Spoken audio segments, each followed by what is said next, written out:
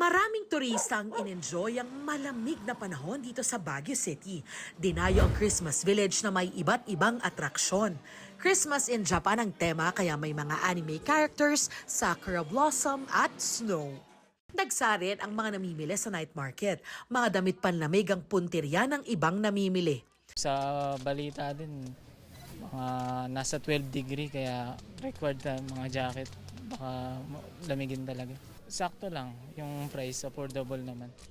Nararanasan ngayon ang pinakamalamig na panahon mula nang mag-umpisa ang amihan season na nagdadala ng malamig at tuyong hangin sa maraming lugar sa bansa.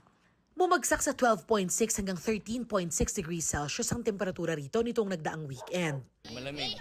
Actually parang nasa US yung klima. Nagdala kami ng sweater namin kasi alam namin malamig dito. Pila ang mga nagpapapicture dito sa iconic na Lion's Head sa Cannon Road. Marami ring namamasyal at nagbibisikleta sa Burnham Park. Karaniwang kasama sa OOTD nila ang mga jacket, sweater at balabal.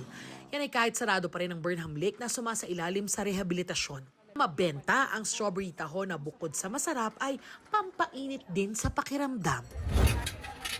Paghigop naman ng mainit na sabaw ng mami ang panlaban ng ilang dumayo sa pagbubukas ng Enchanting Baguio Christmas sa Rose Garden sa Burnham Park.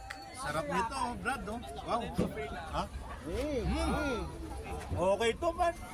Pinipilahan nga ang kainang ito dahil sa kakaibang mami ng pampalasa ay kiniing o smoked meat. Isa pang panlaban sa labig ang kanilang Black Forest Cake Coffee na may dark chocolate, whipped cream at cherry on top.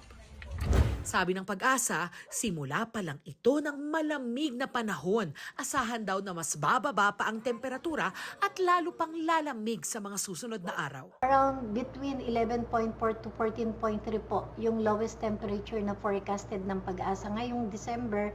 And then between 7.9 to 11.8, yan po yung mga possible na mga lowest temperature na pino-forecast po ng Pag-asa mula January up to February 2026. So medyo mas papalamig pa at mararanasan pa rin natin yung mga tinatawag nating cold surges.